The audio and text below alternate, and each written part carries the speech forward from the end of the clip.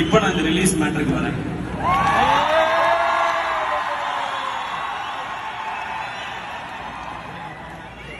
இந்த படம் வந்து ஃபர்ஸ்ட் ஆரம்பிக்கும் போது ஆகாஷ் சொன்னது வந்து, அண்ணே இது வந்து நம்ம டிசம்பர்ல ஷூட் ஆரம்பிக்கிறோன்னு, அதுக்கப்புறம் நம்ம படம் வந்து முடிச்சிருவோம். ஸோ மேம்கிட்டையும் நான் பேசிட்டேன், படம் வந்து நம்ம தீபாவளிக்கு கொண்டு வரலாம் இல்லை அக்டோபர் கொண்டு வரலாமான்னு ஃபர்ஸ்ட் டிஸ்கஸ் பண்ணோம். அப்போ அவர் சொன்னாரு, இல்ல அக்டோபர்ல வந்து விஜய் சாரோட படம் டேட் போட்டுட்டாங்க, அப்போ வேண்டாம், ஜனவரி பொங்கல் யாருமே அனௌன்ஸ் பண்ணல, நம்ம அதை லாக் பண்ணிடுவோம். ஏன்னா இங்க நம்ம ஊர்ல 10 நாள் லீவ் இருக்கு, அதை லாக் பண்ணி தானே நான் ஃபுல்லா ஒர்க் பண்ண போறேன்னாரு. சூப்பர் ப்ரோ, நீங்க அது உங்களுடைய கால், நீங்க தான் ப்ரொடியூசர், சூப்பர் ஓகே அப்படின்னு சொல்லி டிசைட் பண்ணியாச்சு. அது ஒரு அது கொஞ்ச நாள் கழிச்சு ஒரு இன்டர்வியூலயே அவர் சொல்லியிருந்தார், இந்த மாதிரி படம் வந்து பொங்கலுக்கு நாங்க பிளான் பண்றோம் அப்படின்னு சொல்லி. அப்ப கொஞ்ச நாள் கழிச்சு, அதுல இருந்து சில நாள் கழிச்சு விஜய் சாரோட படம் ஜனநாயகம் வந்து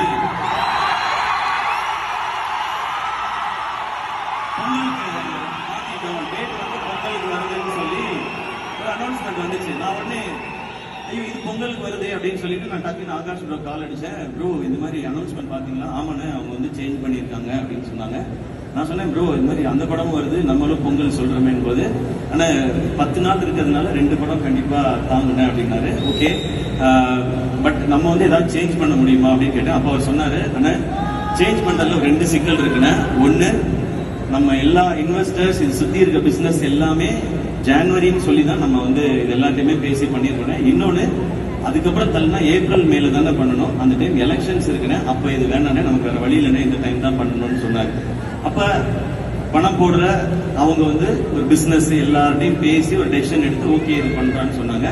சரி ஓகே, இதை நான் கேட்டேன். ஓகே ப்ரோ, ஏன்னா அது கரெக்டான இதாகவும் இருந்துச்சு. படம் அவங்க எப்படி கரெக்டா பொசிஷன் பண்ண நினைக்கிறாங்களோ அதை கரெக்டா நம்ம ஏத்துக்கிறது தான் நம்ம ஒரு ஆர்டிஸ்டா நம்மளோட வேலை. இப்ப நான் என்ன பண்ணேன்னா, ஓகே ஆனா இது கரெக்டா கம்யூனிகேட் மட்டும் பண்ணிட்டோம்னு சொல்லிட்டு நான் ஜெகதீஷ் போன் அடிச்சேன். ப்ரோ, ஜெகதீஷ் எல்லாருக்குமே தெரியும் விஜய் சாரோட ப்ரோ, இது மாதிரி படம் நீங்க வந்து போஸ்ட்பான் பண்ணிட்டீங்க ப்ரோ அப்படின்னேன். ஆமா ப்ரோ, அது வந்து இந்த டிஜிட்டல் பிசினஸ் நிறைய ரீசன்ஸ் இருந்தது, அதனால போஸ்ட்பான் பண்ணிட்டோம் அப்படின்னாரு. ப்ரோ நம்ம படம் அனௌன்ஸ் பண்ணியிருந்தோமே ப்ரோ, அவரு சொன்னாரு, ப்ரோ 2 படம் வரலாம் ப்ரோ, 10 days லீவ் இருக்குல்ல. ப்ரோ 2 படம் வரது பிரச்சனை இல்லை ப்ரோ, சாரோட லாஸ்ட் பிலிம்னு சொல்றாங்க, அதனால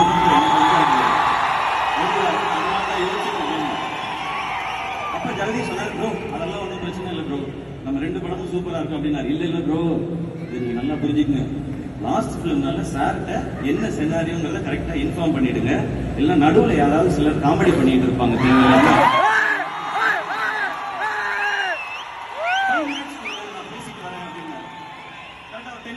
அடிச்சாரு. ப்ரோ சார் எல்லாமே நான் டீடைலா சொல்லிட்டேன், எல்லாம் ஓகே, ஆல் ஓகே, சார் உங்களுக்கு விஷயம் சொல்ல சொன்னாரு, நம்ம சூப்பரா பண்ணலாம்.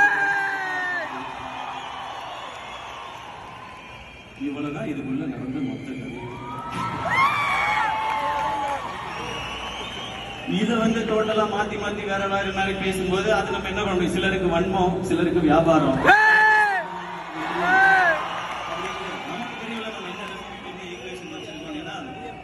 கோட் படம் பார்த்துட்டு நான் வந்து விஜய் சாருக்கு கால் பண்ணேன். கால் அட்டன் பண்ணி சார் ஃபர்ஸ்ட் சொன்னது, ஹாய் ப்ரோ அப்படின்னாரு. ஹலோ சார், சார் கோட் பயங்கர என்டர்டெய்னிங்கா இருக்கு சார், சூப்பர் சார் அப்படின்னா. தேங்க்ஸ் ப்ரோ அப்படின்னாரு. சார் எதுக்கு சார் தேங்க்ஸ் சொல்றீங்க, எனக்கு இந்த படத்துல உங்களோட ஒரு ஸ்பெஷல் மூமெண்ட் சார், அது எனக்கு ரொம்ப மெமரபிளா இருக்கும். இல்ல ரொம்ப ஸ்வீட்டா வந்து நீங்க அதை பண்ணி கொடுத்தீங்கல்ல, நான் உங்களுக்கு எத்தனை முறை முடியுமோ அத்தனை முறை நான் தேங்க்ஸ் சொல்லிட்டே இருப்பேன்னு அவ்வளவு ஸ்வீட்டா சொன்னாரு. இதுதான் எங்க 2 பேருக்கு நடுவுல இருக்கிற இந்த ரிலேஷன்ஷிப். சோ இதுக்கு நடுவில் யார் என்ன பேசினாலும் அதை பத்தி நீங்க கவலையே படாதீங்க. My dear fans and brothers and sisters, ஜனவரி 9ஆம் தேதி எல்லாரும் ஜனநாயகனை செலிப்ரேட் பண்றீங்க.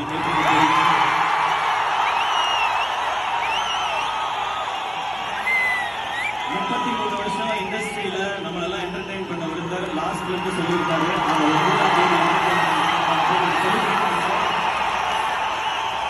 நெக்ஸ்ட் டே ஜனவரி 10ஆம் தேதி நம்ம படத்துக்கு வாங்க, பராசக்தியை செலிப்ரேட் பண்ணுங்க. இந்த பொங்கல் கோலிவுட்டுக்கு அமேசிங்கான பொங்கலா இருக்கும்.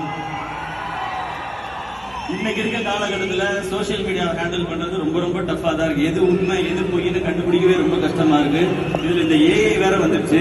நீ ஏஐயான்னு ஏஐட்ட கேட்டு தெரிஞ்சுக்கிற கண்டிஷன்ல தான் நாம எல்லாருமே இருக்கோம்.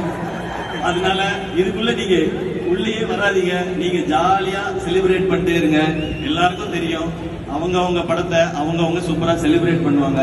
மத்தவங்க படத்தை மாறி மாறி செலிப்ரேட் பண்ணிக்குவோம். மேம் சொன்ன மாதிரி நம்ம சினிமா அந்த லெவலுக்கு போகும்.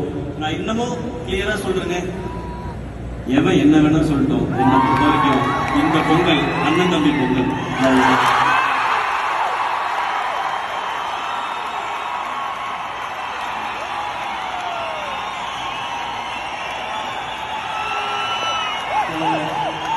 எல்லாருக்கும் கிளியரா புரிஞ்சுதா? இப்ப நான் ஏன் பிரதர்ஸ் அண்ட் சிஸ்டர்ஸ் பேசுறதுக்கு வரேன்.